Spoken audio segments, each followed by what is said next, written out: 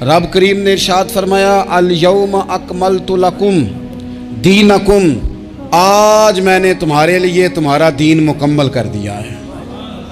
مکمل ہو گیا دین، اس کے بعد کوئی اور دین نہیں آئے گا۔ اس آیت نے بتا دیا کہ حضور آخری نبی ہیں، دین مکمل ہو گیا، اب کسی اور پیغمبر کی، رسول کی، دین کی، کتاب کی ضرورت باقی، آج میں نے تمہارے لیے تمہارا دین مکمل کر دیا۔ اور کیا خوبصورت لفظ ہیں قرآن پاک میں، فرمایا وَأَتْمَمْتُ عَلَيْكُمْ نِعْمَتِي، اور آج میں نے تم پر اپنی نعمتیں تمام کر دی ہیں، نعمتیں مکمل کر دی۔ وَرَضِيتُ لَكُمُ الْإِسْلَامَ دِينًا،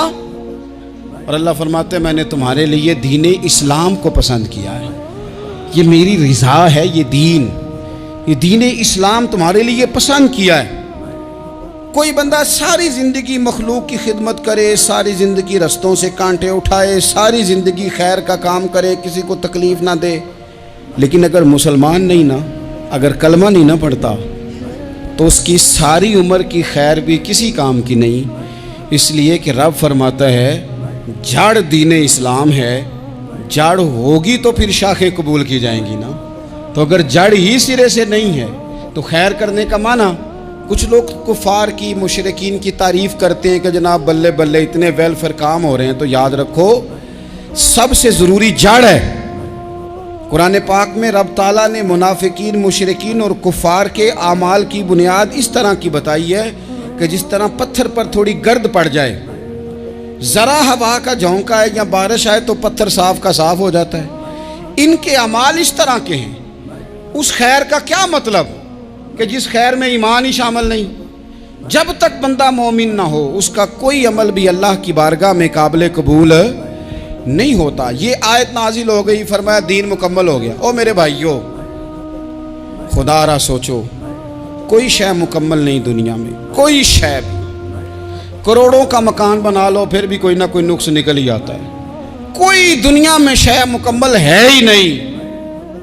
اگر کوئی شے مکمل ہے تو وہ مدینے والے رسول کا دین مکمل ہے، مکمل۔ جب ہم کہتے ہیں نا مکمل دین تو لوگ سمجھتے ہیں تو شاید سادی سی بات ہے، یہ وہ والی بات ہے جو دنیا میں کہیں نہیں پائی جاتی۔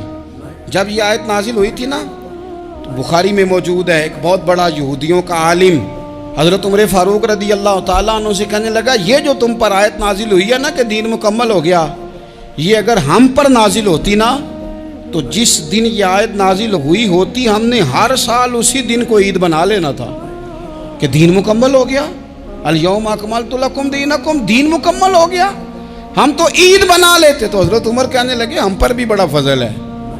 جس دن آیت نازل ہوئی تھی عرفہ کا دن بھی تھا اور جمعے کا دن بھی تھا، ایک نہیں دو عیدیں تھیں مسلمانوں کی، دو عیدیں تھیں مسلمانوں کی، دو